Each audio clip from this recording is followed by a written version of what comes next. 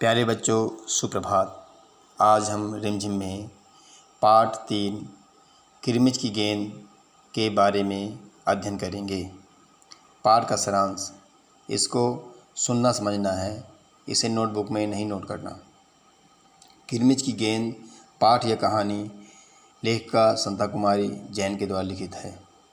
इस कहानी में बच्चों के मनोभावों को रोचक ढंग से प्रस्तुत किया गया है। इस कहानी के अनुसार गर्मियों की छुट्टियां थीं। दोपहर का समय था। दिनेश घर में बैठकर कहानी पढ़ रहा था। तभी घर के पीछे वाले बगीचे में कोई वस्तु धम की आवाज़ करती हुई गिरी। दिनेश ने आवाज़ से पहचान लिया कि वह वस्तु क्या है और क्या हो सकती है। वो जल्दी से उठकर बगीचे की ओर भागा।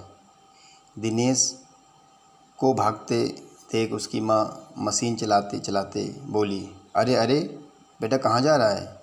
बाहर लू चल रही है। पर वह रुका नहीं। पैरों में बिना चप्पल पहने ही दौड़ पड़ा। जून का महीना था। धरती तवे की तरह तप रही थी। बगीचे में भिंडियों के ऊंचे ऊंचे पौधे और सीताफल की घनी बेल फैली हुई थी। वहाँ दिनेश भिंडियों के पौधों को उलट पलट कर सीताफल की बेल छान मारी, पर उसे कुछ नहीं मिला। वहीं घूस ने गड्ढे बना रखे थे। ढूंढते ढूंढते जब अचानक उसकी नज़र घूस के गड्ढे पर गई, तब वहाँ उसे एक नई चमचमाती किरमिच की गेंद दिखाई दी। वह गेंद को उठा लिया। गेंद बिल्कुल नई थी, जैसे कोई आज ही उसे खरीद कर लाया हो। दिनेश ने उस समय चारों तरफ देखा। सभी घरों के दरवाजे एवं खिड़कियां बंद थीं। दिनेश सोच रहा था कि आखिर कौन नई गेंद खरीद सकता है। वह मन में सोच रहा था। अंततः दिनेश को लगा कि हो सकता है ये गेंद बाहर से आई हो। इतने में दिनेश की माँ ने आवाज़ लगाई, अरे दिनेश, तू सुनेगा नहीं? सब अपने अपने घर में सो रहे हैं और तू धूप में घूम रहा है। माँ की आवाज़ सुनकर दिनेश गेंद लेकर अंदर चला गया और ठंडे फर्श पर बिछी चटाई पर लेटकर सोचने लगा।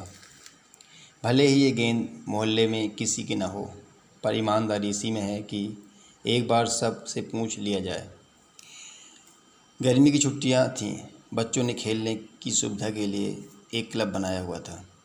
उस क्लब में सभी के लिए बल्ले थे और गेंद खरीदने के लिए आपस में चंदा इकट्ठा करते थे। शाम को सारे बच्चे इकट्ठा हुए। दिनेश ने सबसे पूछा, मुझे एक गेंद मिली है।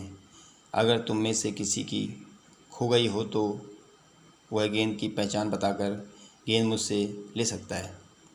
इस प्राणी ने 4 महीने पहले अपनी गेंद खो जाने की बात कही तो दिनेश ने कहा, फिर ये तुम्हारी नहीं हो सकती। तभी सुधीर ने गेंद पर अपना अधिकार जताते हुए कहा कि वह मेरी होगी, पर वह भी ठोस प्रमाण बताने में असफल रहा। इतने में ही दीपक कूद पड़ा। वह स्वार्थी एवं अवसरवादी बच्चा था। दिनेश अच्छी तरह जानता था कि गेंद तीनों में से किसी की नहीं है। वह जानता था कि गेंद दीपक के पास चली गई तो ये तीनों मिलकर खेलेंगे। तभी दिनेश ने कहा, अच्छा, गेंद ला रहा हूँ, परंतु जब तक पक्का सबूत नहीं मिलेगा मैं किसी को नहीं दूंगा। गेंद देखते ही दीपक बोल पड़ा, यही मेरी गेंद है, यही मेरी गेंद है। यह लाल रंग का निशान मेरी गेंद में था। बच्चे आपस में गेंद को लेकर बहस कर रहे थे। तभी दिनेश बोला, अब चुप भी रहो, झगड़ा बाद में कर लेंगे। अपने अपने बल्ले ले आओ, पहले खेल लें। 5 मिनट के अंदर खेल आरंभ हो गया। दिनेश बल्लेबाजी कर रहा था।